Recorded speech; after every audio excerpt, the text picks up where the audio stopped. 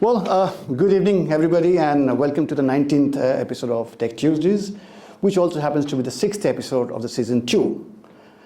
For people who don't know me, my name is Subhash Ghosh, and I'm the founder of Tech Tuesdays UK.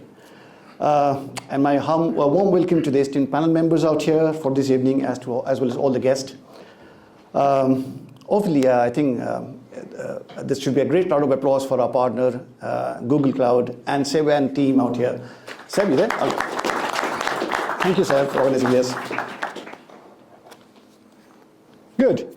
So yeah, for some of you who are attending Tech Tuesdays for the very first time today, this knowledge platform stemmed from the very idea of building a community that ideates, nurtures, and then fosters a free for discussion of disruptive technologies, which have the potential to impact 1 billion lives. Tech Tuesdays, as you know, is a monthly event which takes place on the first Tuesdays of every month, where we spend a little more than 90 minutes having conversations around technology.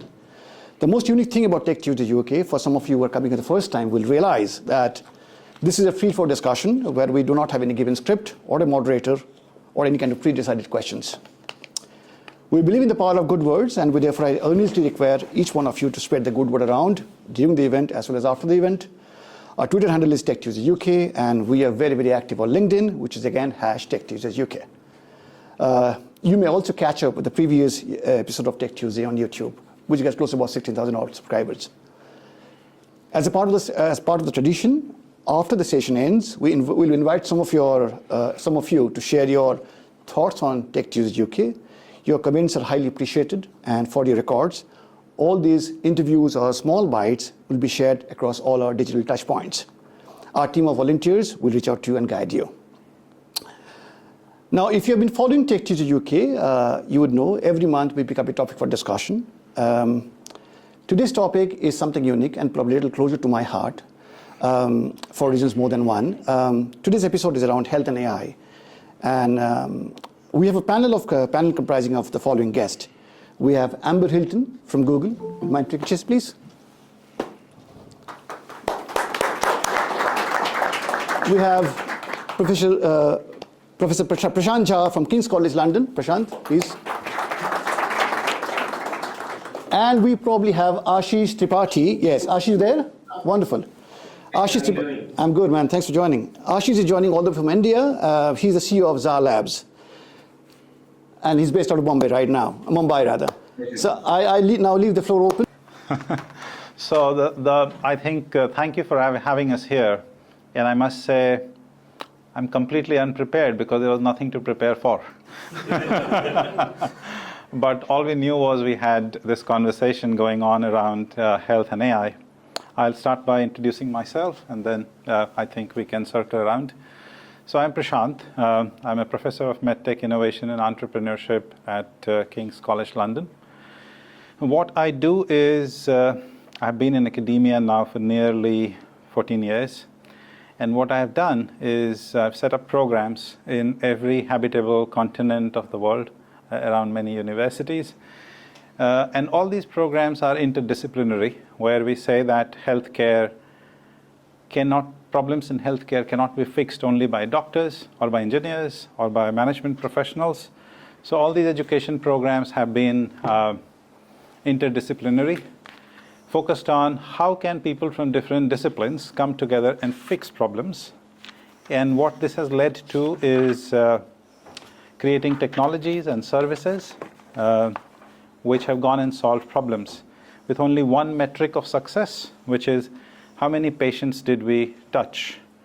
So in last a dozen years or so, my teams and my colleagues and my students have created nearly a dozen companies, of which 6 are now publicly selling and impacting lives. Every year in Christmas, I go and ask them only one question. How many units have you sold? Or how many units that we produce has gone and touched human lives? I think the guess estimate, a decent guess estimate would be 1 million patients, which is a decent number. Second question, I asked them how many people you employ. That number would be around 500.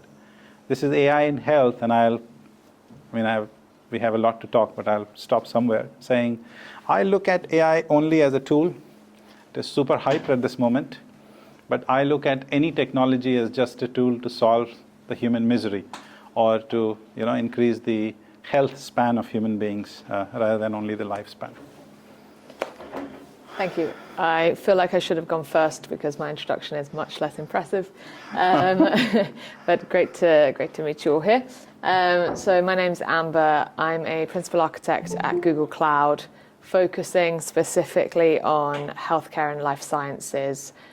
So what that actually means is sort of on a day-to-day basis, I'm working with startups across UK and Ireland in the health tech, med tech and biotech space, looking to see how they can leverage AI to solve the huge range of problems that they're addressing.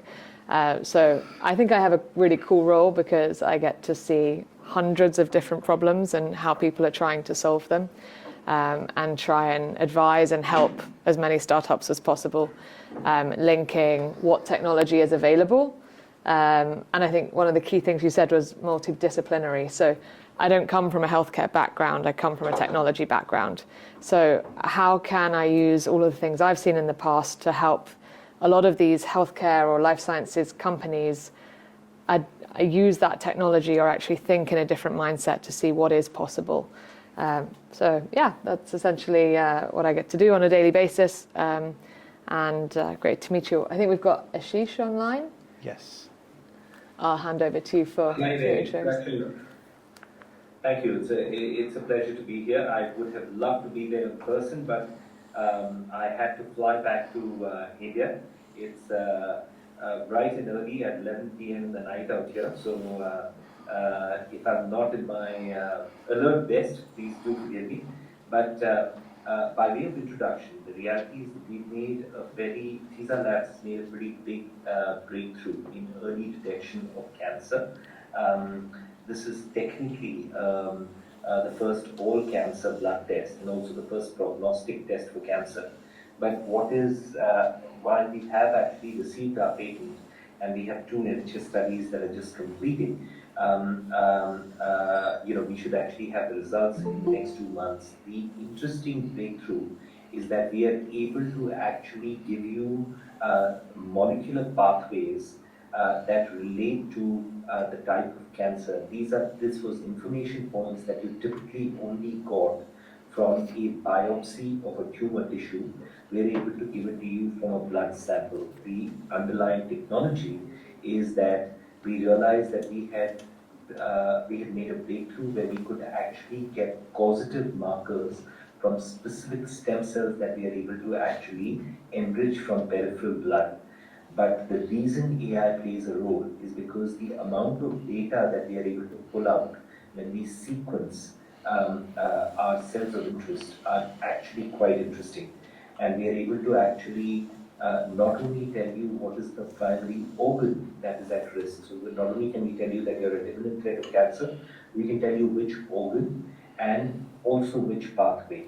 Now that is actually extremely important from a oncologist perspective because that actually decides what is the best therapeutics that might be relevant for that particular patient.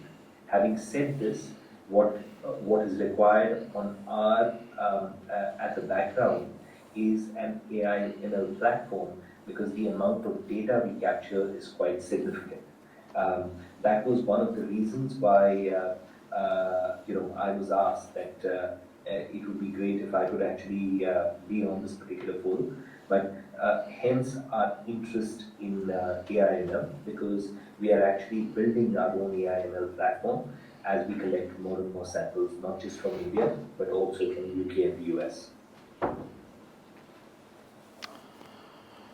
Okay. Lovely.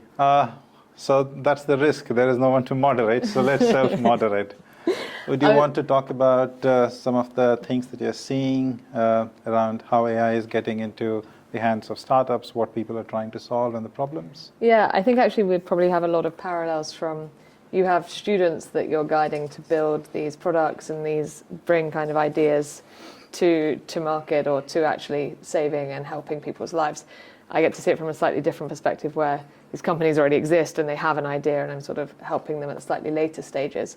So I guess it'd be interesting to see how do you actually start with your students, guiding them to a particular focus area, because I think you said earlier on like AI for health, it's a huge area when you have students coming and, you know, everyone is obviously got the same goal of helping make lives healthier, you know, better outcomes, etc. But how do you actually start by guiding your students? So that's an interesting question. It has taken a few years, and what I have condensed it into an acronym. Acronyms are easy to remember. I call it the 5D approach. That's something we were talking about. Yeah. So it starts by acknowledging that maybe we don't know, but people know. The people who suffer know, and the sufferers could be doctors, the healthcare providers, the patients' family members. So we say, let's put an ear to the ground and discover problems, which is the first D. And then we say, okay, we start with problem discovery. And how do we do that? We don't do it purely on a browser or sitting on a desktop. Our students go and get immersed a lot in the clinics around the world. And from that, they say, okay, here are a list of problems that excite us. Because some problems are attractive to some people, some are not. Then the second D is define, where we say, yes, given all the resources in the world, maybe we can fix all the problems, but the world around us is imperfect. We don't have all the resources. So what are the constraints around us within which we have to solve this problem? And that's where AI also is suffering or will suffer until we live in a utopian world where one thing can fix everything. So we say, what are our limitations and the system's limitation? That's the second D, define. Then we go to the third D, which is design, or rather I would say co-design. One of the patents that we had, which is now a selling product, in a very unique way, had the patient as the named co-inventor on the patent, which is very rare and remarkable. So we co-design in a very iterative way. You know, version 1, quick and dirty, people don't like it, they want something else. So this goes on for a few months. And this is the third stage, the 3Ds, usually where these postdoctoral or master's program end. And then comes the fourth D, which is develop, where you go and say, well, I think a particular tool, a hardware or a software, a mixture of both is going to fix this problem. I don't have all the skills to, so go and look around and, you know, recruit some talent, go and fundraise so that I could fund that talent, go and deal with the regulatory problems or regulatory crisis that happens a lot in AI and healthcare. We'll talk about that probably. And then comes the fifth D, which is deploy, which is, okay, let's put it in the market, hoping that it works in a hospital where nobody knows me. And that's the most joyful moment for me, is to go to a hospital where nobody knows me and I see a box being opened or a software being loaded and I say, if you go to the help section and about, you will find my name written in font size 4 somewhere. I think that's the whole cycle, that's how we operate. Nice. And then I think one of the things we were talking about earlier on as well is sort of actually addressing, you know, the use case, the shiny use cases versus the slightly more boring use cases, and the ones that people tend to gravitate towards, or the ones that make great headlines are actually not necessarily the ones that are going to have the biggest impact. So I think you were sharing a story about one of your students earlier on. Oh, yes. So say, if you talk of AI, we'll break it into AI and health. One of the biggest thing that has happened is LLMs, right? Everyone fell in love with ChatGPT because it could manufacture sentences. But after you manufacture sentences for a few weeks, you realize that's gibberish. Of course, that has improved since 3, then or 4, whatever. We said, okay, this is very good. The second thing which actually has been there is making great strides is imaging, where you say we cannot somehow train enough radiologists or pathologists. And one of the things I keep telling my students when I'm teaching them is, maybe I'll ask the audience, how many years do you think it takes to train a radiologist? Anyone? 7 years? And one more answer? 10? Starting from school? Or? That's a point. It takes 25 years to train a radiologist, or 30 years. One has to be born first. LLM training starts then. You know, you learned the Jack and Jill story. That's where it starts. And then it gets to the point where you see an image and say, my brain can now process it. And that's why we need AI, because you can copy it, redeploy it on another server. Maybe for AI to be born, it takes half an hour if it is working fine. But if it is not working fine, that's a bad thing, because then it becomes self-replicating or something. So that's probably the shiny part. But I have been trained as a GP, and I hate doing some of the work that I was made to do all around the world. I want to see a patient, I want to talk to them, but no, you can't. Usually these days you see a patient like this, a patient computer, right? Which is fundamentally against what is taught to you as a doctor. Look into the eyes of your patient, understand their body language, understand their symptoms, smell them, feel them, because that gives you clues. And that's your LLM in your head picking up clues. The human intelligence, I call it HI. There is AI and there is HI first. And I have a very interesting module, I call it High AI, how human intelligence and artificial intelligence can come together and do bigger wonders than AI. These bad things, bad things which doctors get very bored at and make mistakes, is I think what excites us about solving, because then that can free up a human's time to do more human things, which is having more empathy with the patient. As a trained GP, I think one of the things I learned in my years of practicing medicine was that half of the cure lies in being a patient listener and the patient feeling being listened to. That's half of the therapy. And those boring things which can help the providers do more of this is something which I think we really want to work on, and that's happening. Yeah. I think as well, from my perspective, it's quite nice to see that actually a lot of the companies I work with are working on these boring tasks as well. And they're not all chasing the shiny AI applications. Maybe we should ask the man online also to comment on this. Yeah. Yes. One of the most beautiful examples that I feel where AI was applied was actually in Australia, where they had actually looked at IVF clinics, and there was human eyes were never designed to be able to actually do this kind of monitoring, where AI was actually selecting what would be the best egg that would be would give the best chance of actually leading to a successful outcome. And the point is that they were actually studying the donor eggs and trying to figure out which was the one that would actually make the best candidate for fertilization. And the point is that they were exploring this, and they checked on multiple parameters. Now they actually studied this over many hours and looked at many parameters, and that led to a very significant increase in positive outcomes. Right now, so when the panel was actually talking, what was playing in my mind was that human eyes would never be able to actually do this kind of repetitive work, right? Boring repetitive work, work. But at the end of this, right, if it can actually lead to a positive outcome where a parent can actually have a child, well, that's a beautiful use case, right, of where AI could be applied. But this is just one example. But the fact of the matter is there's just so many applications that innovative companies are just finding because they're able to actually find applications where humans just do not have the patience or the focus to be able to do this particular task, but computers can. And so it was just one example which I thought was a beautiful value add. But there are so many numerous examples like that. Absolutely, that's so true.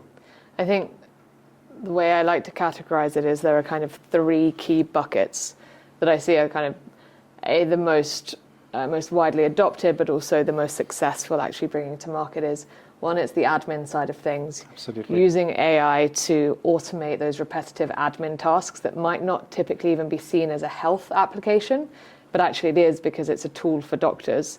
And also that even comes down to the sort of communication with patients, writing summary letters, writing referrals, etc. Then there's the other one, like Ashish was saying, huge data and pattern recognition, things that are incredibly monotonous for whether it's lab workers or doctors, sort of that diagnostic space, being able to really interpret things that have got huge dimensionality, that's incredibly complex biological problems.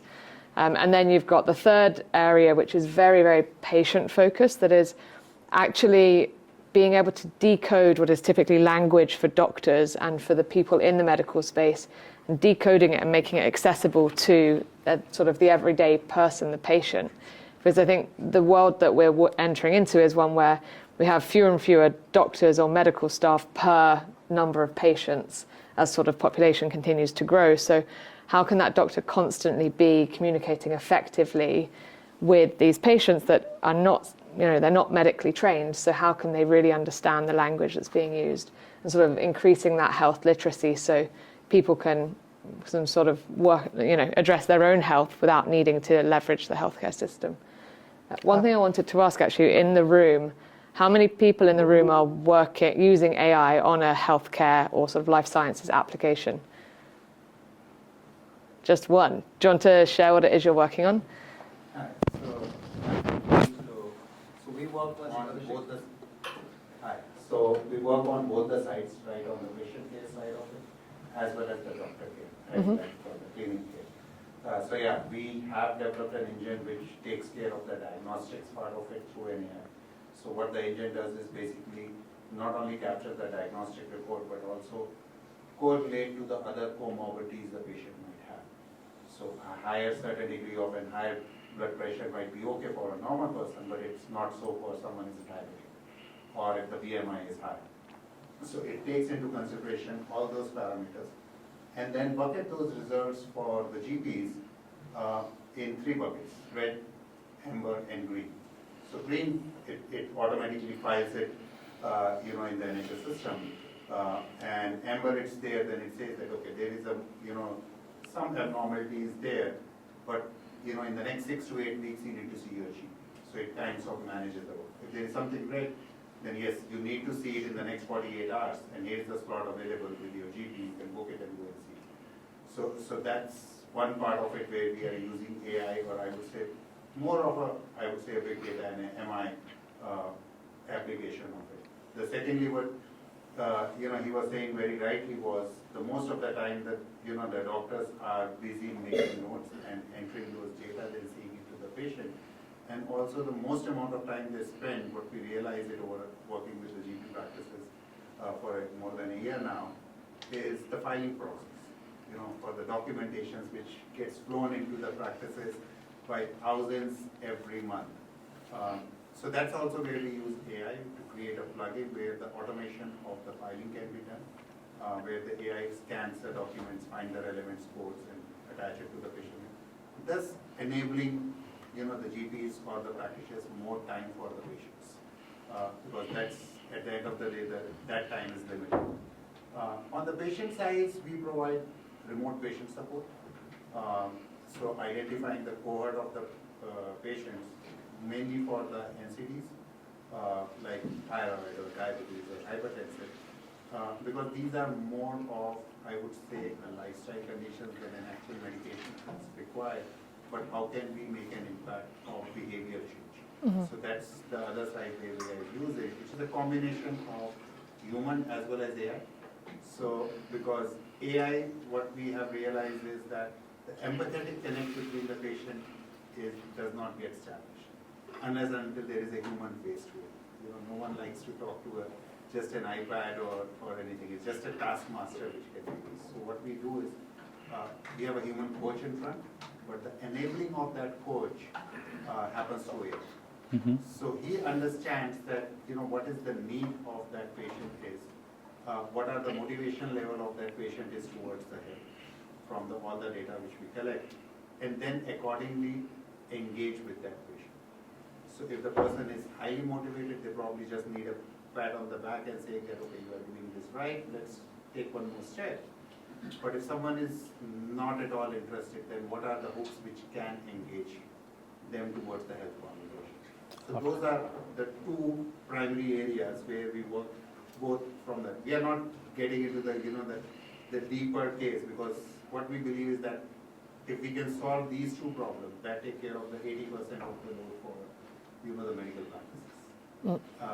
And that can free up a lot of time and resources for the other acute problems, for them to deliver. That's fantastic. I think I would want to also dwell on the third thing which you said, which is patient empowerment and education.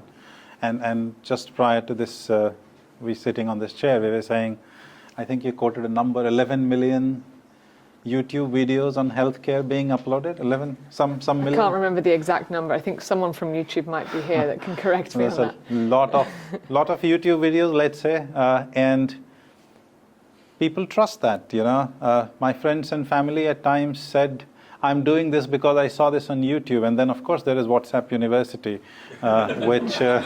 which amplifies the YouTube videos. And it is real, because that affects behaviors. And those behaviors affect outcomes. What can AI deal with? Ensuring it is sanitized, if sanitized sounds too controlling, to ensure it is evidence-based, to ensure what is being said makes sense. Is it true? Is it someone's opinion, or is it an inference? And that is a very important thing, because misinformation is everywhere around us. Healthcare, politics, economics, everywhere. And how can AI help with that is a very challenging thing. I think this has actually become a new task that has come onto doctors' radar in recent years, where it's so easy to create content and publish it. And suddenly doctors have this new responsibility of filtering through all of this information and getting rid of all the misinformation out there. So I think it's even more burden on doctors to continue to keep everyone safe and healthy. But, Absolutely. Totally agree to that. And do we want to talk a bit about, what we think are low-hanging fruits for AI, given that where it stands today? Sorry, I have a question.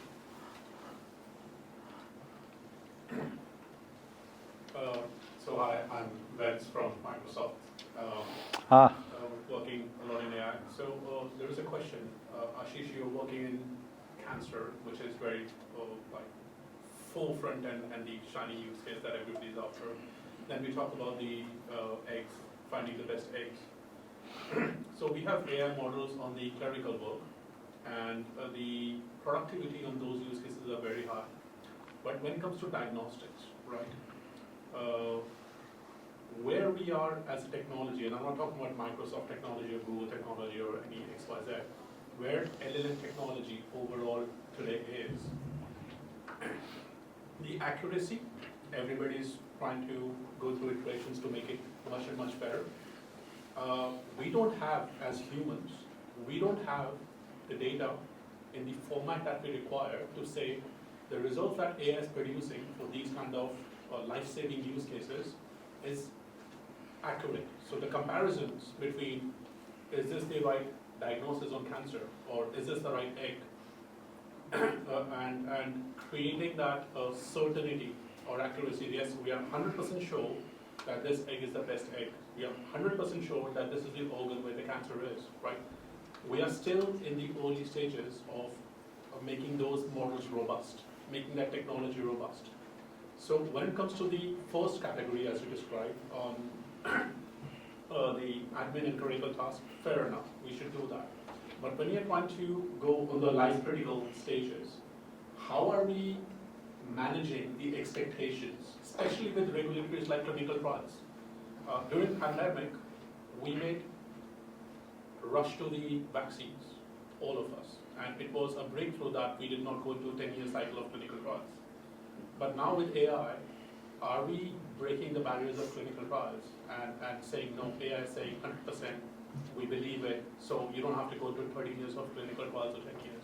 How are you maintaining the balance between what we know as humans, from your conventional process, is this is the accurate information, versus what AI is producing, right? There is no way to check our homework, basically. How are we even saying that this is the best egg or the best egg or this is the organ, right organ?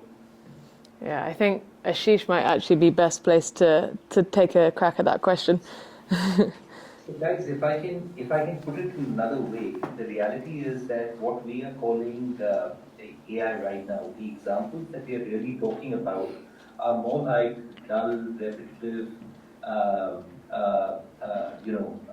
monotonous work, right? Which are actually getting automated because machines are better suited, right, to be able to actually do those tasks than humans, right?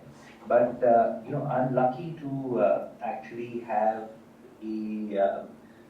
on my advisory board a gentleman called Ray Kurzweil, who Amber would definitely know.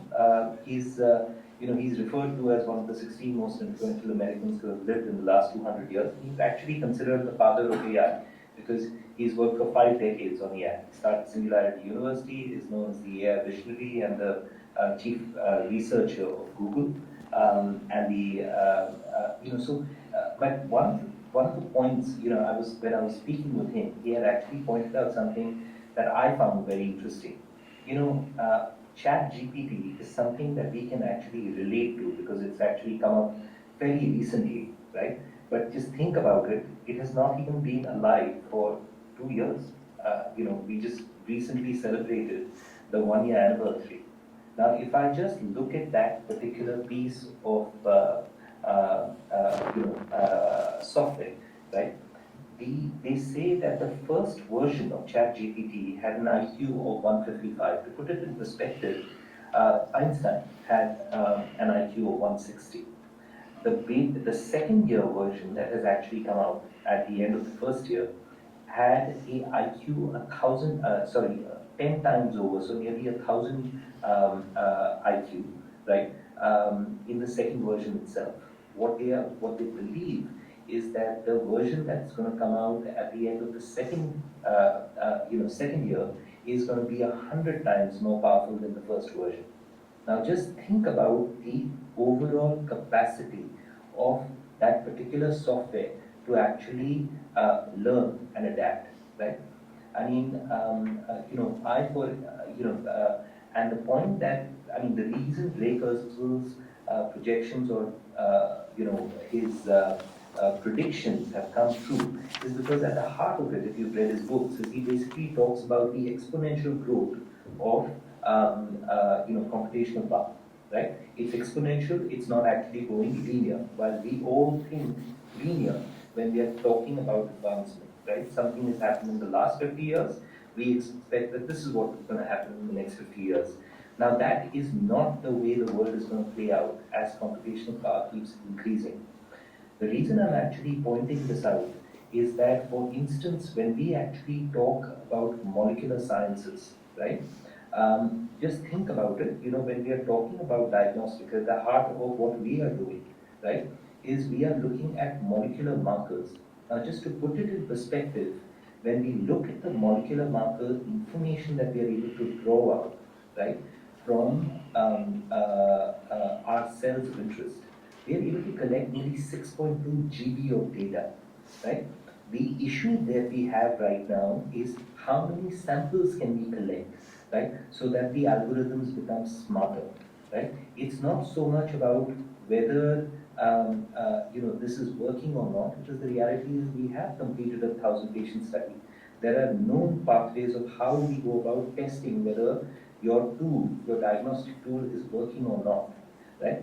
What we are realizing is that we may be focused in trying to actually figure out whether screening of cancer is now. What AI and smart software engineering can actually advise us is a lot of other things that we were missing because we were focused on trying to see whether screening is working. We weren't realizing what other markers we are picking up, which can actually perhaps help us diagnose what is the primary organ or what is the secondary organ or what are the mutations and therefore which drug could actually. Now all this, right, what I'm trying to tell you is that we could actually have a lot of scientists working on it, but it would be such a difficult task for them to make sense of all the data that we are collecting. We find that it actually just becomes a lot smarter when we write software, right, or we build an AI system that can actually keep learning as we keep getting more and more samples, right? That is where we believe AI is actually going to help us. If I can actually put it in those many words. Just to put it in perspective, our NHS trials will be out soon, right? But we get 93% sensitivity at stage 1, right? And we've written articles to that effect. But that was more because we believe we have found these cells that are the causative markers for cancer in the first place, right? But the point we are trying to draw out here is that where I'm seeing the application of AI is not just in terms of whether we can screen for cancer or not, it's what other information we are able to draw out as we collect more and more cancer and more cancer samples, right? There's something known as observer bias. The reality is that if it is individuals or individual scientists that are looking at the problem, they're focused on just looking at the screening issue, right? They aren't looking at all the other pieces of information that we are finding. And that is where we believe AI is a game changer, because it's actually given us a lot more information on the data that we are capturing that we weren't even looking for. Can I complement that, probably also to address one of the things, is to answer the question from a sort of practitioner's perspective on how it will be deployed. I would say one issue is trust, the second issue is evidence, and the third is regulations. So I have an opinion, and this is my personal opinion, that we all know that doctors make mistakes. I'm acknowledging that on a public platform, but we do make mistakes, and people at large are forgiving about it. 3 out of 1,000 surgeries can go wrong, 3 out of 200 surgeries can go wrong, and this is what is told to you when somebody goes into a surgery. People accept it. For some reason, I've seen popular press, media people being unforgiving towards AI. For some reason, they want it 100% accurate. Humans can go wrong in 3 out of 100 surgeries. AI can go wrong, all hell breaks loose. One. That's one perception of the world that I think we need to be a bit more human towards AI. After all, we built it. So it will carry forward our biases. Second point, there's 3 things. So trust. I think someone who I was speaking to said when motor cars were made, they had horse carriages with flags walking in front of it saying a motor car is coming, and it needed a bit of confidence building. Likewise, second is regulation. I think the medtech, because you'll be surprised that AI is classified as a medical device. It's called SAMD, software as a medical device, in terms of how MHRA or FDA regulates it in terms of quality. And I would encourage all of you, after this meeting, please don't Google it now, or please don't Bing it. Not in this building. Not in this building. The Wi-Fi blocks anything else. Bing is not Google, is what I thought was the acronym of BING. So if you do that, you will be surprised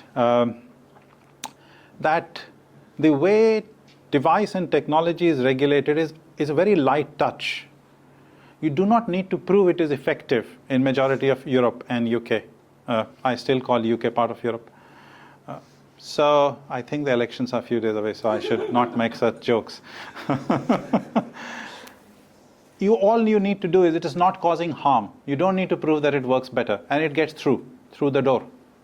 So it's very different, and because the example you use is what people think, that the way drugs and vaccines are regulated, tech is regulated the same way. It would not be an overstatement to say that it's 100 or 1,000 times lighter touch. It works, it's fine, go ahead. So I would encourage you to watch shows on Netflix where people from BMJ, one of my past employers, have made shows on how this light touch leads to technologies landing into market very quickly, but being retracted because you only figure out how it does not work. That's the second point. It's very light touch. You'll be surprised at how light touch it is. So trust, regulation, and practice. I think in terms of practice currently, because it's very, very difficult to point responsibility. So if a top surgeon makes a mistake, you point it to them. If a tool makes a mistake, who do you fire? Do I shut down all the I say, okay, this mistake has been made, go around shutting down all the computers, and what do I do tomorrow? Because we take 25 years to become a doctor, or 30 or 35 years, depending on how many specialties you do, you can point accountability and responsibility on individuals. With AI, that is a very unique challenge. Who do you make accountable? And if you stop it and say it is incorporated in the service, and you stop it, you can't say from tomorrow, sorry, we're not seeing patients till I have fixed the model. So that's a very interesting challenge for which I don't think we have figured out the answer. I don't know, I have not attained singularity, so I don't have the answer. But you were saying something as a follow-up. We are achieving 96, 97% in our AI use cases, but the challenge that I was trying to say over here is, when you compare, like when you start with something, okay, we found out that 97% times it's detecting cancer, fair.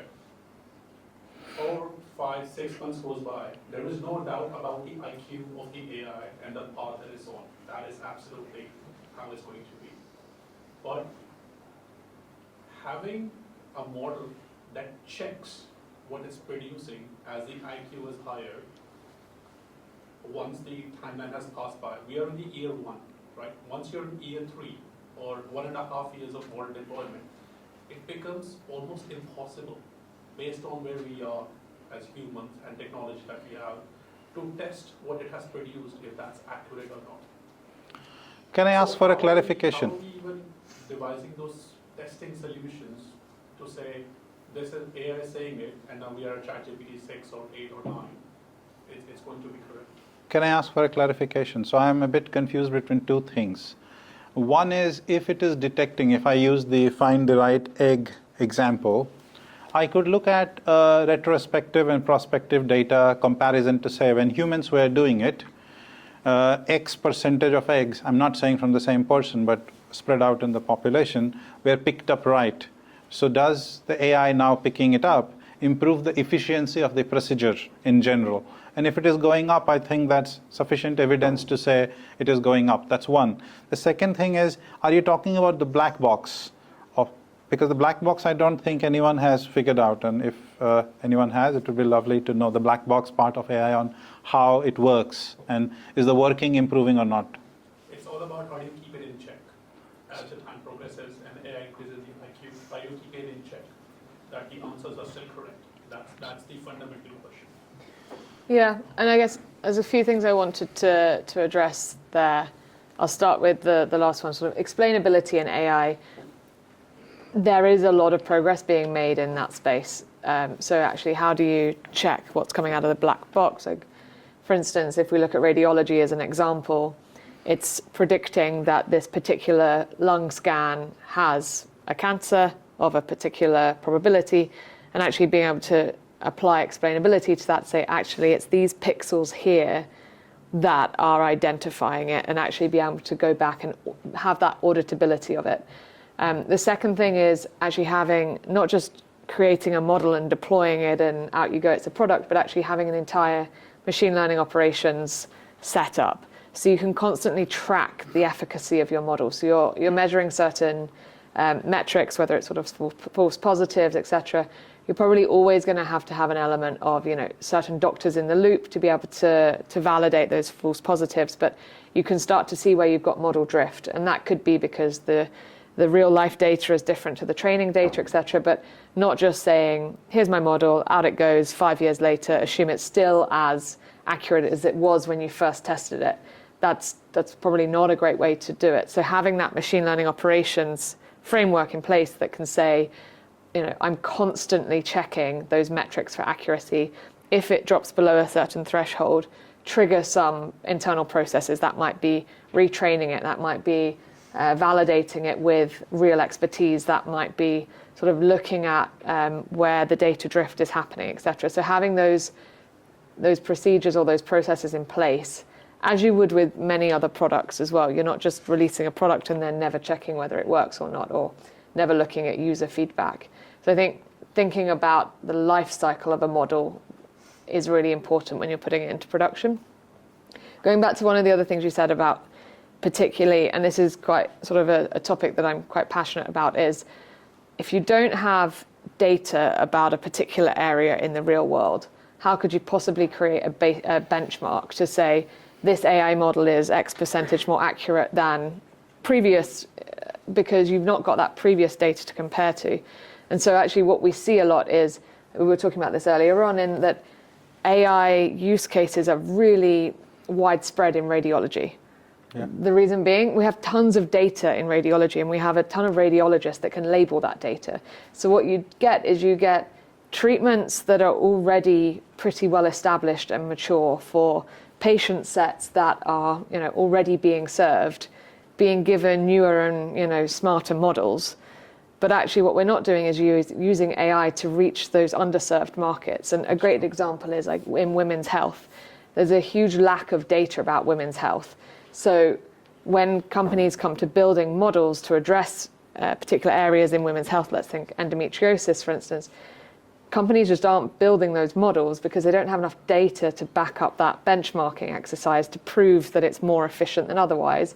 And so you end up getting this disparity of the particular groups and particular treatment paths that are already well served continue to get better and better, and those that are not well served, they remain in the same state because it's more expensive, it's longer, etc., to prove the efficacy. But I think there's still a huge value in actually pushing through that challenge and driving driving progress there. But how to do it is difficult. We're looking at putting in a lot of money and time to get that original data set, setting up huge research projects, huge clinical trials, potentially looking at generating synthetic data, which is something that AI is great at doing as well, and it's a new use case that comes up more and more. But I think, AI is fantastic, but as much as it unlocks a lot of biological complexities, it can also do harm if there aren't the right level of responsible AI principles put in place to make sure that there's equitable development across the field. And how do we ensure that, the equitable development, how do we ensure that the haves and the AI of haves also serves the have-nots?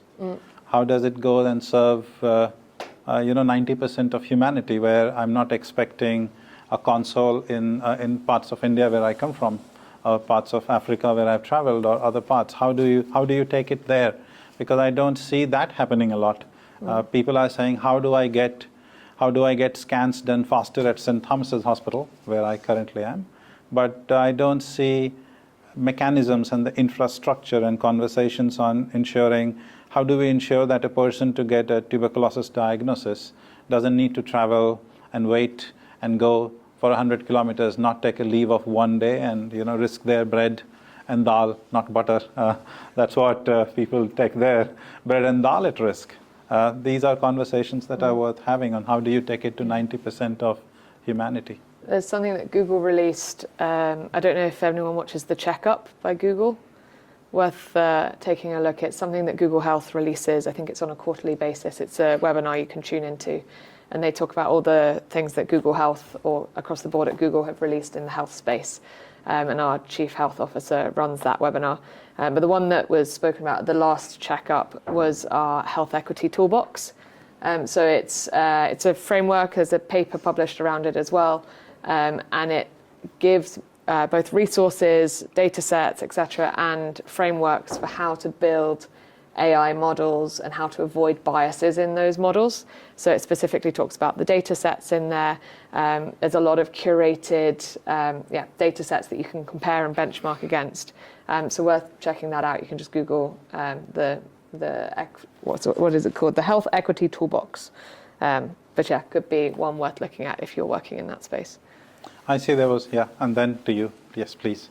Thank you. My name is Natalia Jobson. I'm a project manager, self-employed, but I have a keen interest in health tech, and particularly I have a question to Ashish because I have a personal cancer journey.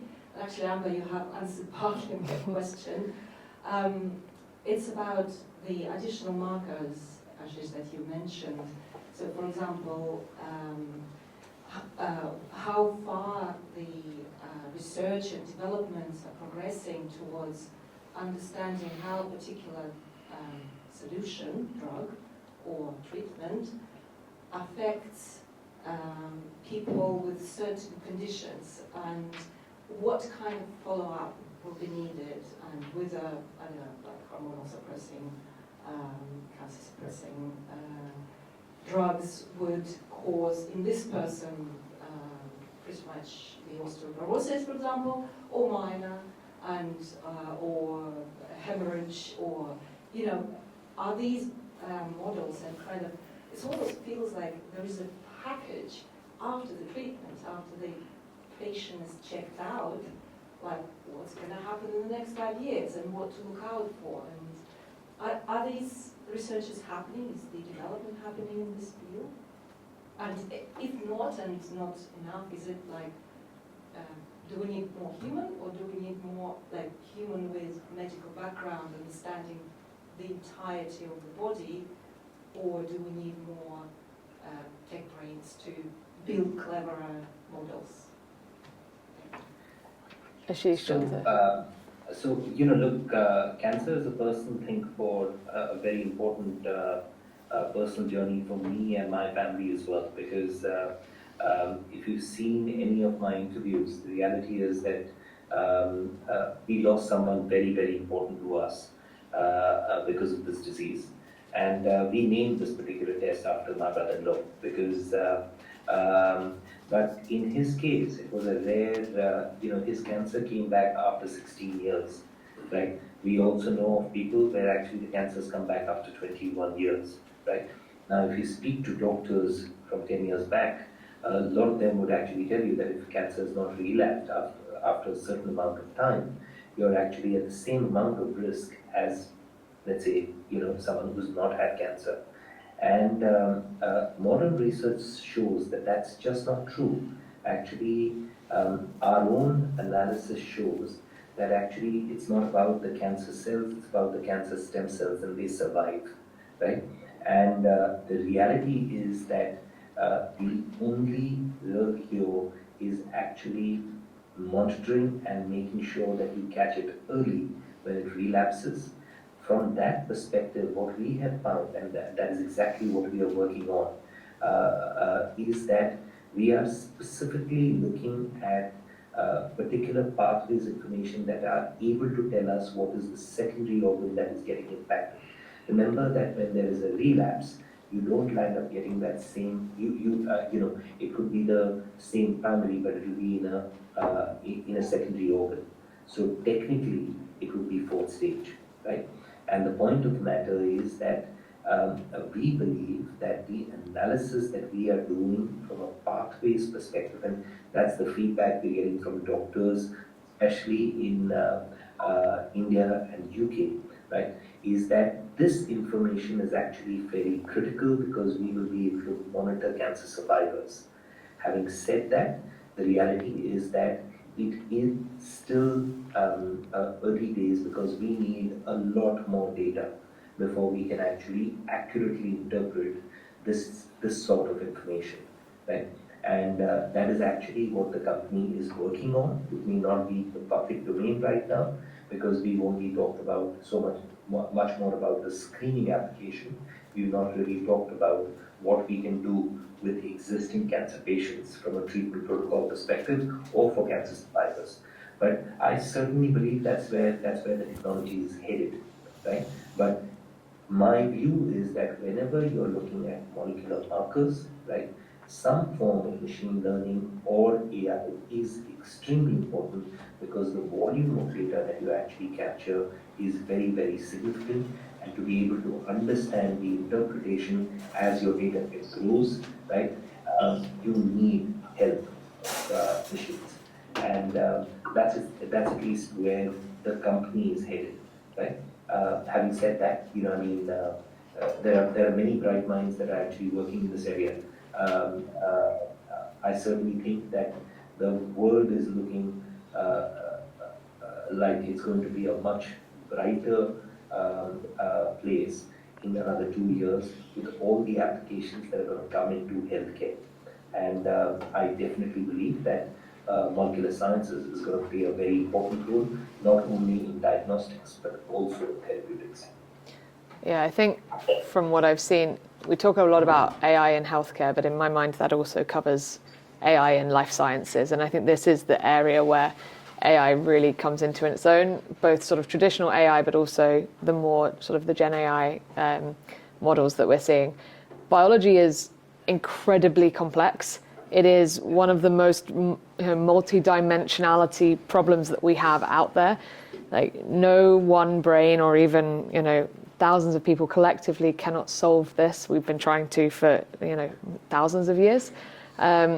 AI finally has the potential to actually understand all of this data. And one thing I always think about with sort of the life sciences and the biotech space is that this is both the largest data and the smallest data problem that we've seen. Because for very specific, for an individual, you have such a specific makeup of your body, whether that's your biome, that's your history, that's your genetics. You are the only person with that exact combination.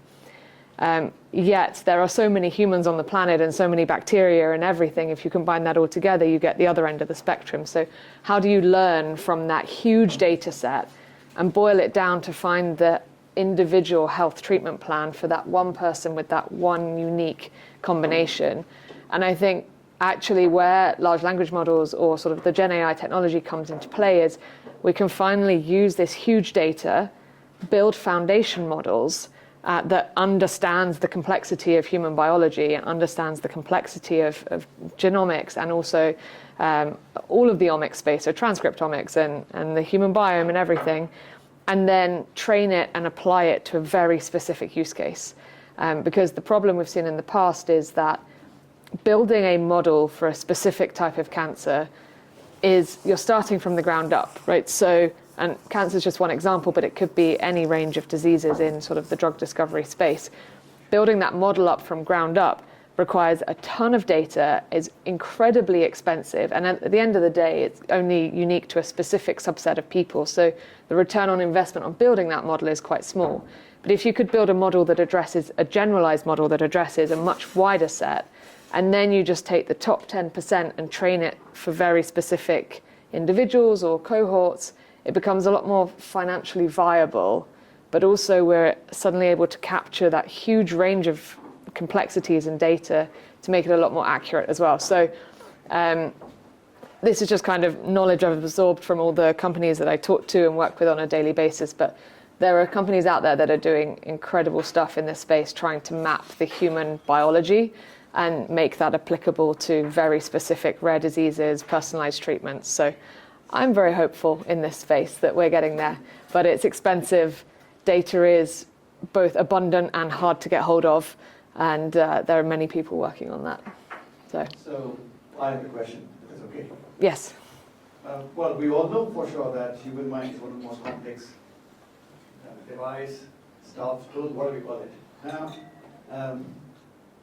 with some personal sort of unpleasant experiences, just want to understand from three of you, or probably everyone in the room out here, what's been the sort of progress or thought you have in terms of tackling dementia, given that that's one of the biggest ongoing problems in the world today? So, yeah, anyone, please.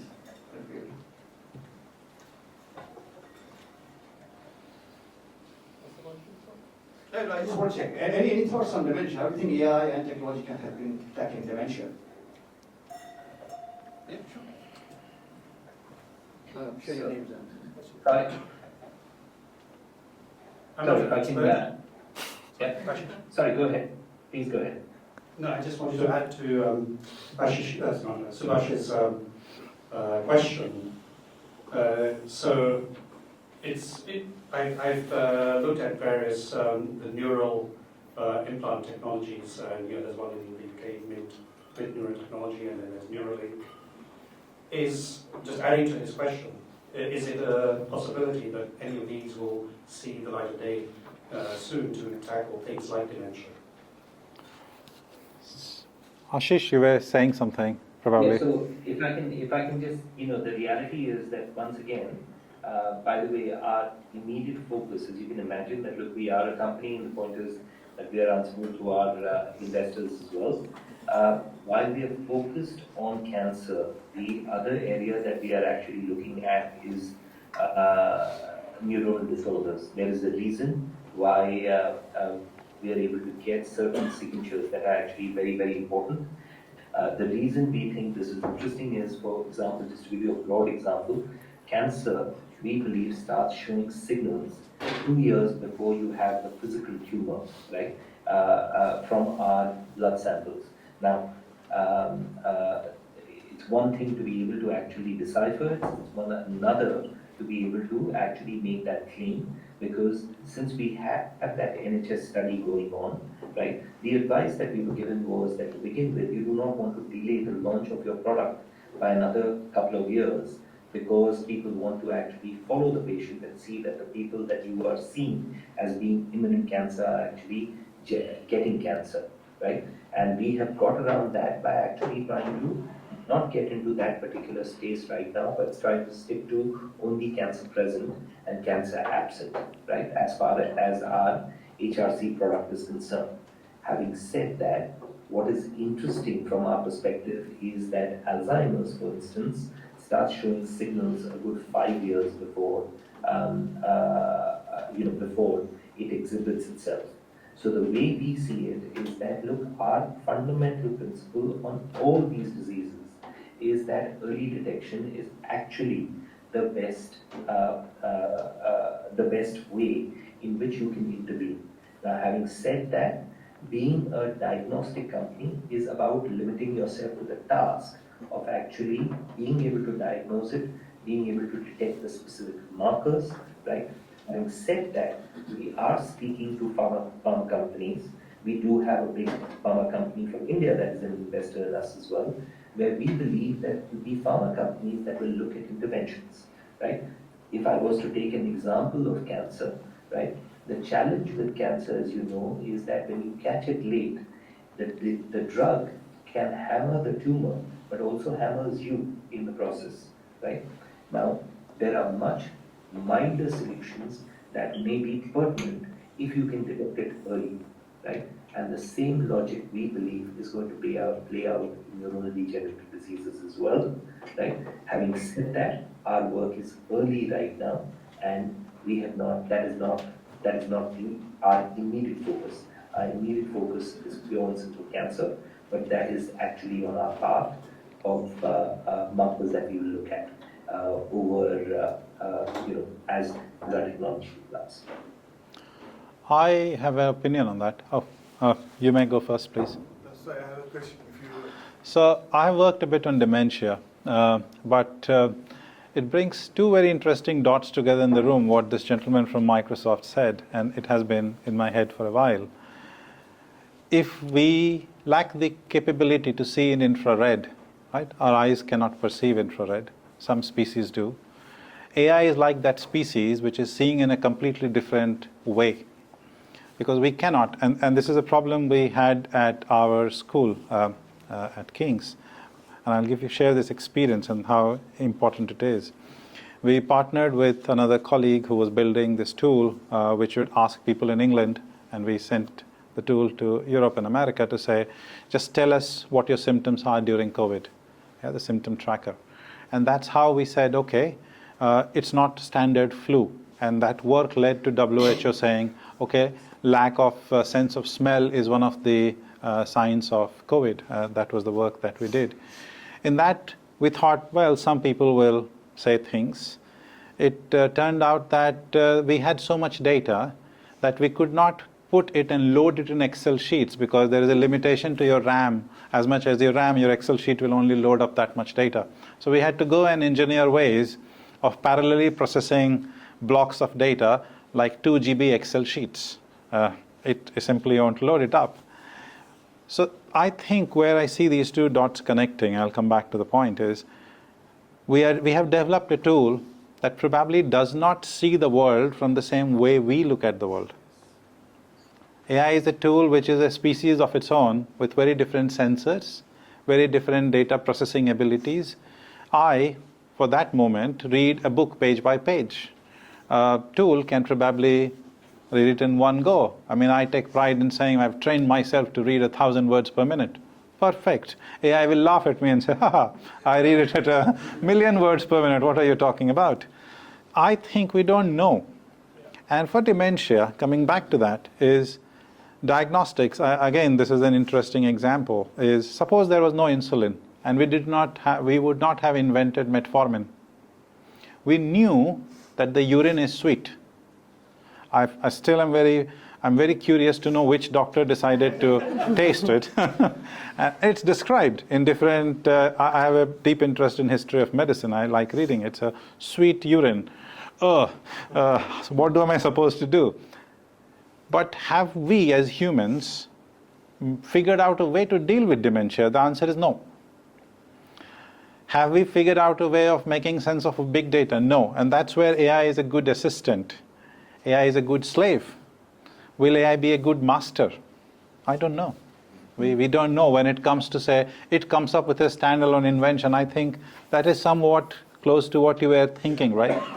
Like, sorry, Mike.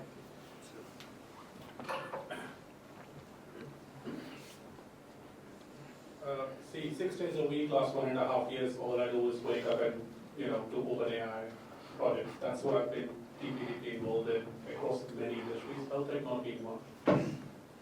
And what we have observed is, at least I don't have an answer, and I've asked the geniuses of Microsoft, and I'm asking going to industries and all that stuff, and nobody's able to answer one question that I have. It's like, software, when you run it, it's a program.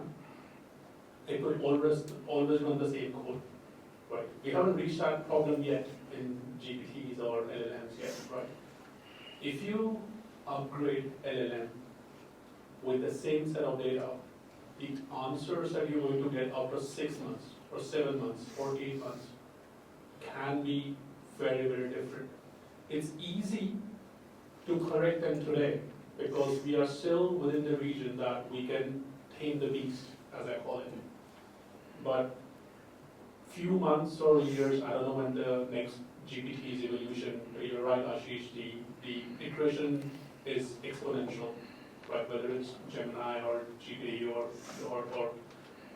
friends and families. How are we going to tame the beast?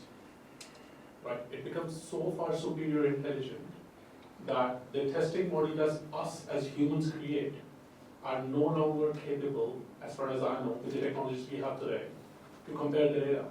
We're already struggling. The amount of investments that we do to test the data for 98 to 97% accuracy stands true for month 1, month 2, month 3, month 6. But the minute we are getting into month 9, month 10, the amount of data that has been ingested, the amount of scenarios that it's testing on, and maintaining 97, 98% of accuracy is getting very expensive very quickly, right? So that was where I was coming from. And now I'm imagining ChatGPT 6, 7, or next version of Gemini. How are we going to even test the intelligence, which is so far superior than ours as a singular or a group of people, that we don't have those testing models yet. So are we going to even say, yes, this is right or this is wrong? That's where I'm asking questions all around in decades of AI geniuses, and so far I don't have an answer. I mean, Google is, forefront of AI, say it's Microsoft. So I was wondering if we have managed to kind of deal with this issue, because there are ways to tackle it engineering-wise, but they're extraordinarily expensive, because software won't run exactly the same way, 8 months, 7 months. LLM does not. It mutates. It mutates. It's a living thing. Well, In a way, in that way. I'm Gautam Zai. I'm the co-founder and CTO of SecureID. So I have a comment and a question adding to what you were saying. First of all, Ashish, congratulations on the breakthrough. If I understood it right, you have a generic blood test, so that right now it's quite intensive. You need to first identify which organ the cancer is, then you look for cancer markers. So you look for CA125 for ovarian cancer. That's counterintuitive, right? So I understood what you're doing is a generic blood test, then you identify where there could be potential cancer. But still it is intrusive, right? Which means you need to do a blood test. We don't wake up every morning and say, let's do a blood test, right? So to identify those signals, as you rightly stated, and Prashant, as you were saying, as a GP, you were trained to look into the eyes and look into the face and then try to guess something, right? So to identify those signals, don't we think we need to get into a more proactive model of diagnosis and think differently, as you were rightly stating, right? Not think like what we are doing right now, or not use the path that we are doing right now. Maybe not, of course, we can't ignore the molecular markers, but that's too deep, too interesting. That cannot be a proactive model, right? You cannot do it on a daily basis, not in every single. But, for example, yesterday in India, we celebrated Doctor's Day. That was in memory of Dr. Bidhan Chandra Roy, right? Yes, sir. One of the famous incident from him, I'm sure you know it, that he used to look for external, non-intrusive things first. How does the skin look like? How is the eyes looking like? How is the voice vibrating? Here, AI can do things differently than that, right? Every morning we cannot do a blood test, but every morning we hold the phone in our hand. There are at least 30 sensors in there, right? There is a camera which is looking into us. There is a microphone which can pick up our voices, right? That can be a way of training machine learning model which can pick those signals, not to say you have cancer, but to say there is something wrong. Then you can actually shortlist that. So for example, right now in my world, I'm not from the health world, but in my world, we don't now ask for age of the user. So we have trained a machine learning model using exact these signals where we know the age of that person, right? We don't need to ask, we don't need to store, right? It's generated. So GenAI model has taught us something that you can generate some, let's say, information. You don't need to store it, you don't need to ask it, you don't need to do some very kind of, intrusive process, right? So is this not something that we can look into, where we use these, let's say, non-intrusive signals, right? Which we humans can never probably process it, but a trained AI model can. And that can help in those early signal detection and then identify risk categories so that diagnosis can then happen in a reactive mode. So proactively detect those signals, add in the risk category, then reactively do the diagnosis for those risk categories. Let me try to take a stab of what I think. What you're talking of is, in my understanding, if I use basic engineering and language, is multimodal analysis of different data sources. The second one is paying taxes. I'll tell you why I'm saying that. Well, the responsibility of the government is to ensure that people live long enough to pay taxes for as long as possible. That's the fundamental of the communal health system. And that's where the third bit, which you're saying, is you don't take a blood test every day, and that's where screening comes in. Screening tests, we have screening tests for a lot of things. Colon cancer, cervical cancer, breast cancer, we have screening tests. So multimodal analysis of how you're talking, I think things like that are shaping up. Some of them are coming, some of them are still in research, where how you are talking can give you early clues of Parkinson's, can give you early clues of depression. That's quite a popular model that you can find. But at the end, it will boil down to, is it cost effective? Is it worth doing it? I can install 5,000 sensors. I can put a lot of computing power. Is it worth doing it? I think that's a very philosophical question stemming from what you're saying. Is it worth talking into your phone and your phone saying, you're not good? Will it become dystopian in us attempting to make it utopian? I don't have an answer to this particular paradox. One thing I'd add to it as well is, and forgive me, I'll try and sort of figure out how to articulate this as I go along, but with those very clear, obvious biomarkers, so I say obvious, obviously lots of hard work's gone behind it, but sort of from a blood sample, being able to detect levels of cancer, it's almost deterministic in a way that, like you said, it's invasive, etc. But the more data you collect about individuals in a cohort on a trial, you start to find correlating data sets that are indirect, and it's correlational, it's not causal, but it's maybe a non-intrusive biomarker that you can pick up on, and it's something that we can measure on a daily basis, whether it's heart rate changes, or whether it's our voice changes, or it's these very minor things that maybe doctors would pick up on because they've had years and years of experience. They don't know why this particular biomarker does relate to certain disease outcomes, or even dementia, going back to that use case. But I think one of the key things that we do know is that more and more people are moving to what we call self-pay care, which is not private health insurance. It's when people pay for very specific applications, where they pay for wearables, or they might pay for subscriptions to certain health products. And it goes into the wellness side of healthcare. But actually, there's a very clear data bridge between wellness and healthcare, where actually you might pick up on these biomarkers that are not directly linked to a disease outcome, but there's enough data and models and pattern analysis out there that shows if you're trending in a certain direction, that might give you a signal that would lead you to go and get a screening done. That will say, okay, like I think we were saying, it gives you a risk category that says, based on these daily measurable items, whether it is your heart rate, your VO2 capacity, the stance at which you walk, these things that maybe it doesn't require 5,000 sensors, but it's actually the ones that are in our phone. And can that lead us to going and getting those screenings done, where it can be a bit more deterministic? But that leads to an entirely different question, which comes back to almost the taxes thing, is we already have a massively overburdened healthcare system in the UK, but also in a lot of countries, right? If we've got more and more people going to the hospital having self-diagnosed, are we then just shifting the problem to an entirely different area, where actually the healthcare system can't treat enough people because 10x the amount of people are coming with early diagnostics? And obviously it's a great outcome, but do we have the capacity today to actually deal with that increased demand? And that goes back to a slightly more philosophical question. But Exactly. Currently we don't have a healthcare system. We have a sick care system. I'm not intending pun. It was designed to take care of sick people and not keep people healthy. And maybe that's where AI can say, I'm taking this data from your everyday objects. Maybe I'm trying to keep you healthier for longer so that you don't drop into sick care. And that's a maybe.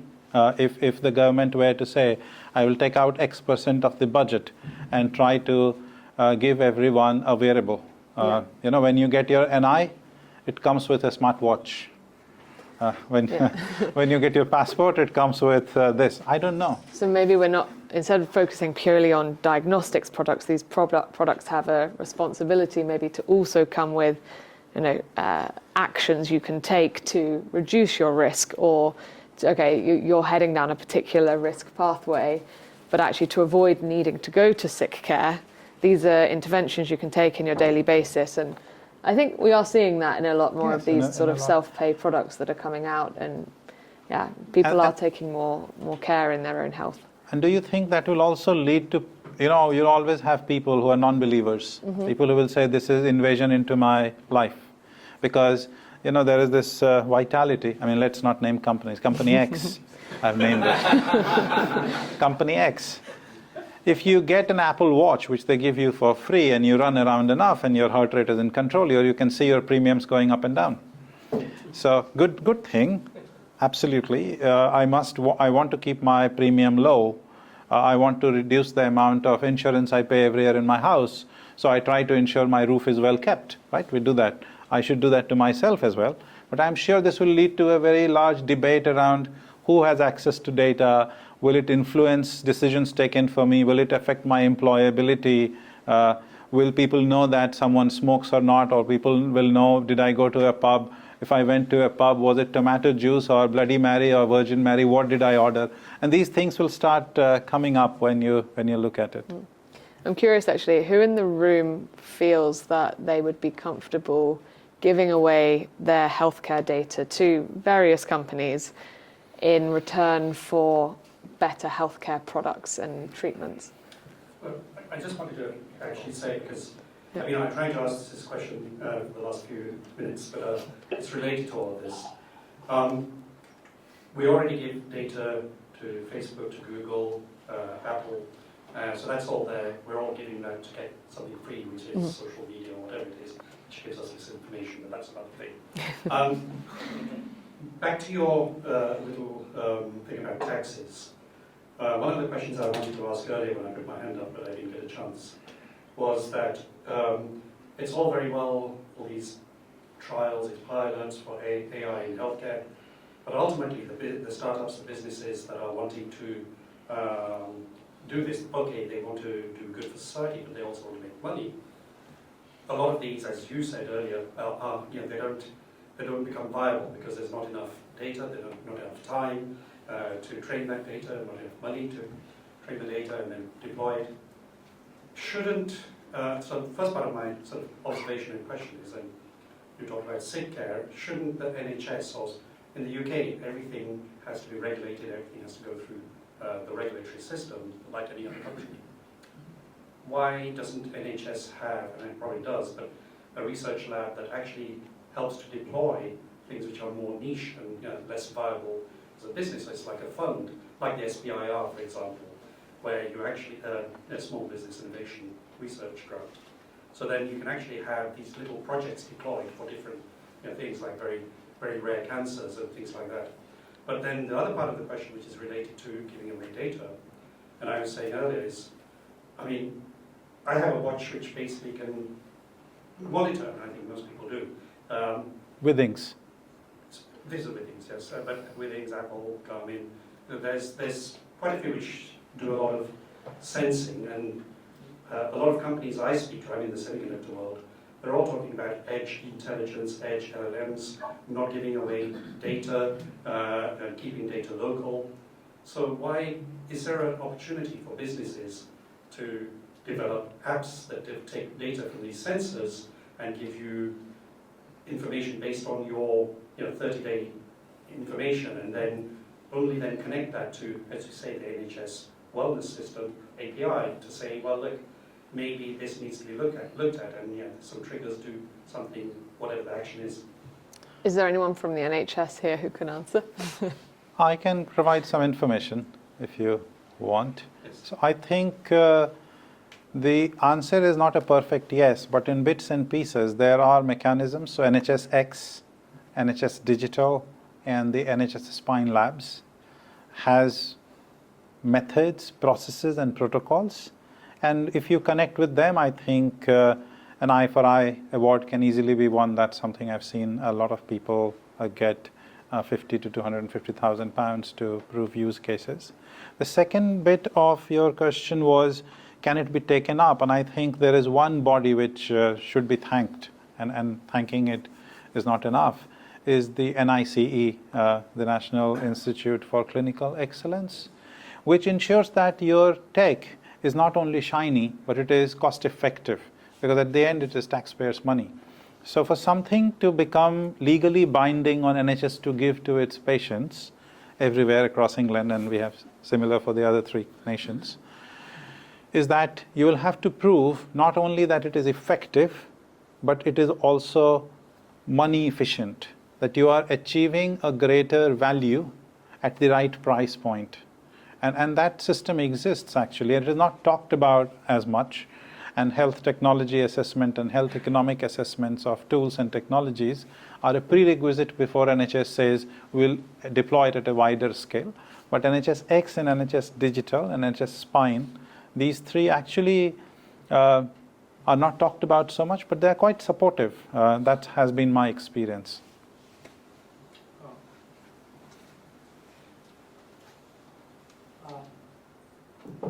Yeah, hi, I'm Shubhanga. I am a banker by ex-profession, but now I invest into startups, predominantly in India. And most recently I came across one such startup, which I think their positioning is it's more of a second brain to humans. Of course, they're also kind of thinking about how do we kind of pay attention to conversations while we are actually kind of present, so that tag that they've developed can actually kind of help you, form the memory of the conversation post facto. Oh. So for such startups, which are actually kind of probably in the hinterlands of India, how do they actually kind of access the NHS labs, etc., and actually even kind of present some of these ideas which could potentially be not just limited to commercial use cases that they might be thinking, but I was actually thinking about the doctor use case that you spoke. As a doctor, if they're actually kind of wanting to listen to a patient, and if there's actually a tag that the doctors are actually having, and if the tag actually can speak to the patient information system and fill in most of the details that I might have been speaking about, saying, what, I had some sort of a blood pressure, I had stress this morning. All of those actually can get voice translated to text through some sort of microchip that the doctor might be actually wearing around his neck. How do such technologies reach NHS today? I don't know, so I'm trying to kind of get information and pass it on to the founders there. So do you have a confluence of interest with them? Are you an investor in them? Yes. Okay, good. I thought so. So I have a joke to crack and information to give. Information to give is there are a bunch of Indo-UK grants. In fact, the current cohort of around 30 startups from India is roaming around and going and speaking to different stakeholders. I've met around 5 of them. Besides that, of course, there is Chevening and there are other things, but there is this Indo-UK, and then there is this Bhabha Alliance. You should look at those. The joke to crack is if the patient is talking to me and talking that he or she is stressed. I'm sorry I said he before she is stressed, because stress in my head had a correlation. Is what is the doctor doing with their first brain? If they're okay, I thought if the patient is talking to me, I would rather use my first brain to listen to it. So if you're saying transcribing, yes, that exists to some extent, but I see your point. So I hope I've given you the information, and I hope my joke was not very offensive. Yeah. No, actually, more on the information piece. So I said there are twice a year visits that the Foreign Trade Department here and Department of Biotechnology and Department of Science and Technology and MET, these 3 bodies in India do collaborate, and they run out these, they float out these applications where they don't give you so much of cash money, but they give you travel grants and they bring you here and people go around. That's worth, if I speak in Indian currency, that's around 30 lakh rupees or 30,000 pounds. Yeah, which is a significant amount of money. They come here, they are taken around to Cambridge, Imperial, King's, Oxford, depending on where they are matched. So that opportunity exists. So I would say have a look at that. If you are a non-UK based entity and you're doing something like this, you'll have to comply to GDPR here because you're processing someone's voice and sending it to somewhere in the cloud. So you'll have to set up a data center here. And if you are a registered entity, which is rather very easy, right? It costs £50 to set up an entity here, and you're willing to data localize, then I think you can still talk to them, and they do have these things that exist. I hope that. Yeah, I think I'd add to that. Your program, I think the startup program. The startup program is one, but generally, we work with hundreds of startups, thousands in the earlier stage team, and getting into the NHS is something that they all struggle with.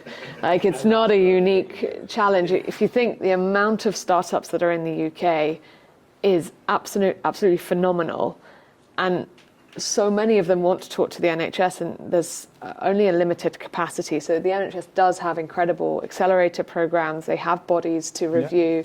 They have grants to give. They have research programs. They have clinical trial programs, they have everything, but they can't accept everyone. So there are forums, there are groups of people that all come together and talk about sort of the best mechanisms, how to get in. There are VC programs that help people with getting access to the NHS.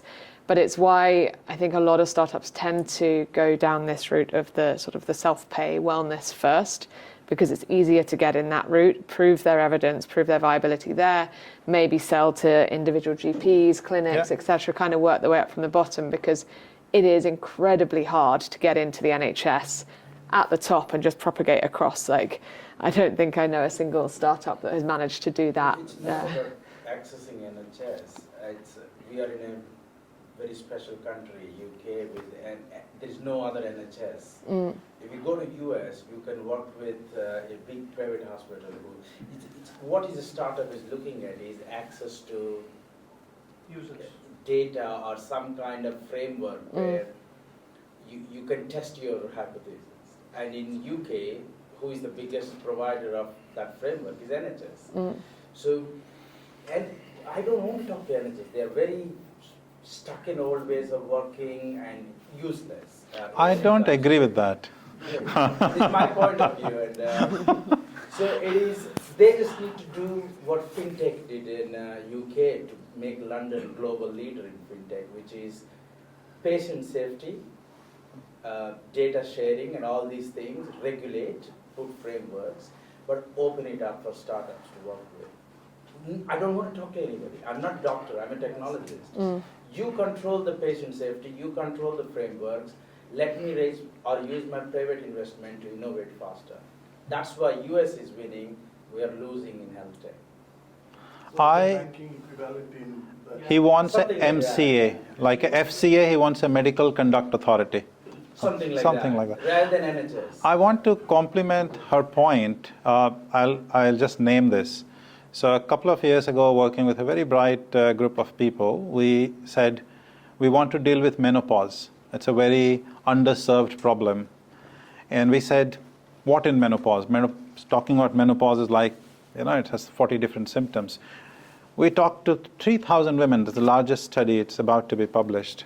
We also talked to the largest number of GPs in this country, which has now a published paper, and it's influencing how GPs are being trained by the Royal College of Obstetricians and Gynecologists and RCGP of GPs, to say women want a lot of things, but if we can shut down their hot flashes, which is a sudden sensation of heat and sweating in their menopausal years, 40 plus to it lasts anything between 5 to 10 years.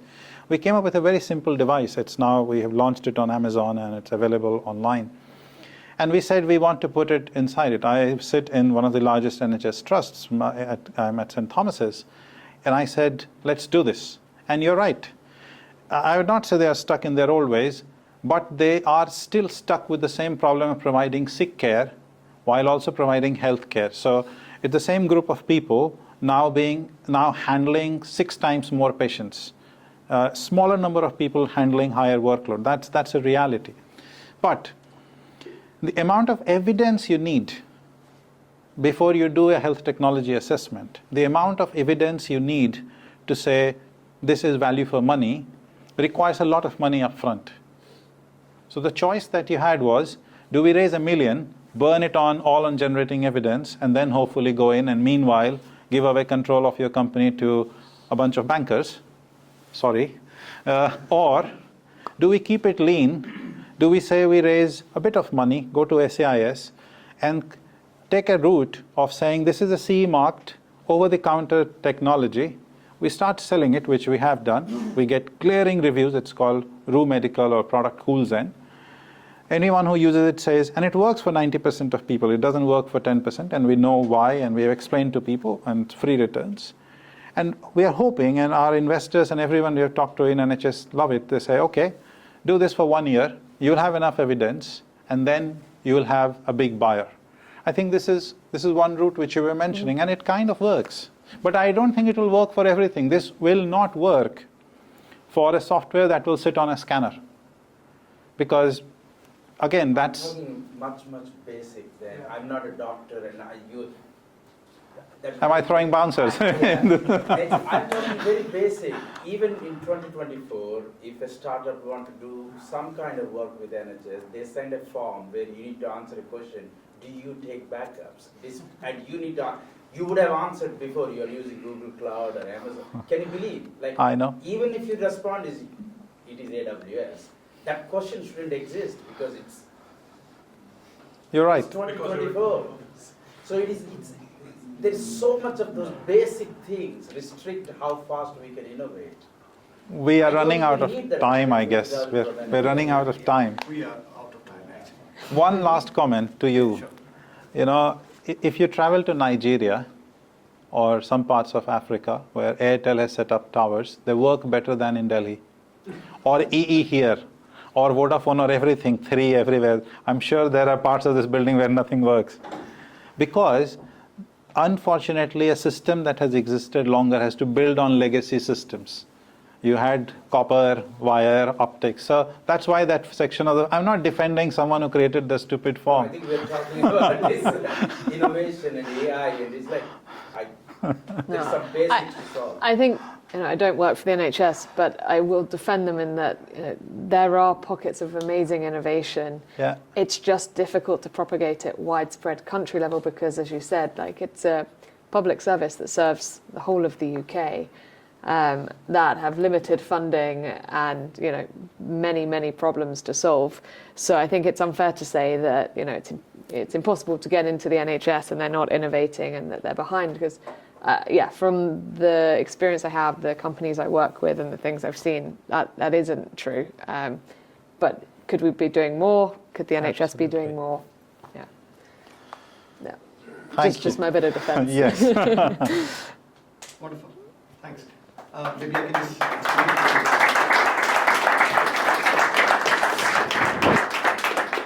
Thank you.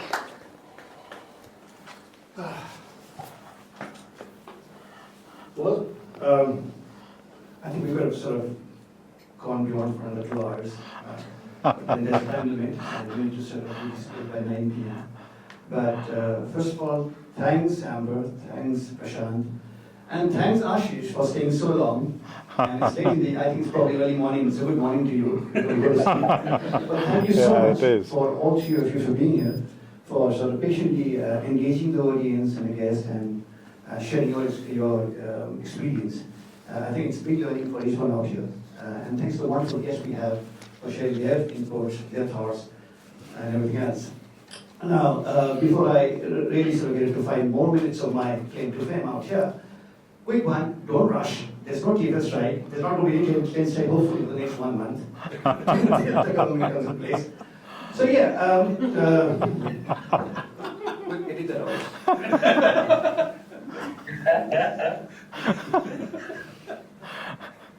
Right, okay. So, yeah, please hang around. And we've got an excellent team of volunteers who will coordinate with some of you and take your bites. We've got, in the last row is all volunteers. We've got Rian, we've got Alina, we've got Yash, we've got Ifat, Niran. So yeah, they're coordinating with you. Now moving on, a couple of quick pointers. The next episode of Tech Tuesdays is going to take place on the 6th of August at the Royal College of Radiology. Yes, Prashant.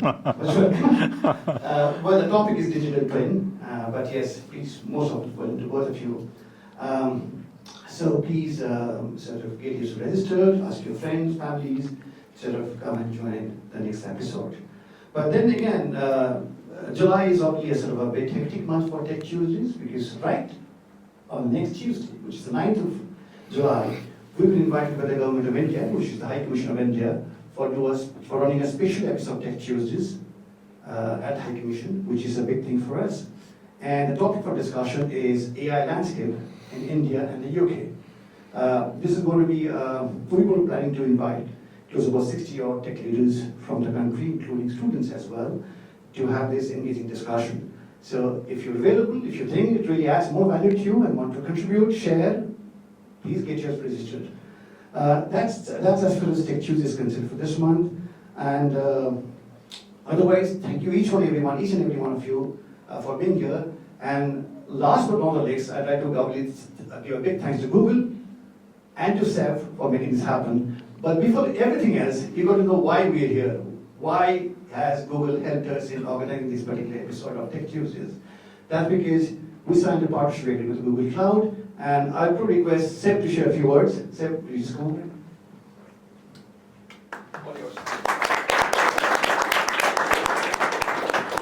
Thank you, Ashish, and everyone for saying. I think it was a really great discussion, and I think a lot of it, and nearly at the end, was really focused around startups. And I think what we want to do here at Google Cloud is really start supporting from inception onwards, and ultimately we want to be the choice of cloud on day one when you make your decision. So what we're hoping to do, and what we're trying to do in the market at the moment, is partner with amazing communities and incubators such as Tech Tuesdays and Techno Club, We've got some private offers around credits that we announce soon that will be exclusive to TechnoClub, and if you join the incubator and go through the cohort or the wider community, you'll get access to those credits, and also talent and people. So folk like Amber, I was giving up your time now, but folk like Amber, the lady at the back is going to regret coming here. But the idea is we're here to support. So if it's ideas, discussion around things, anything from technology through to go-to-market, we're here to support and here to help. We hope to host more of these events in the future, so thank you very much for the opportunity. Thank you.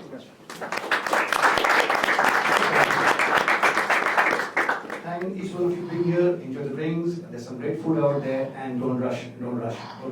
Thank you. Bye.